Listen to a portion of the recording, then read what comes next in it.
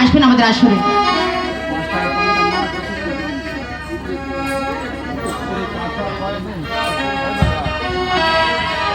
নায়ক মাতা, নায়ক বাবু আমাদের আসরে আসবেন, একটু তাড়াতাড়ি আসবে, দেরি করবে না, কারণ আমাদের গাছ দেওয়ার অনেক বাকি, তাড়া করে আসবে। তো মায়েদের একটা কথা বলি,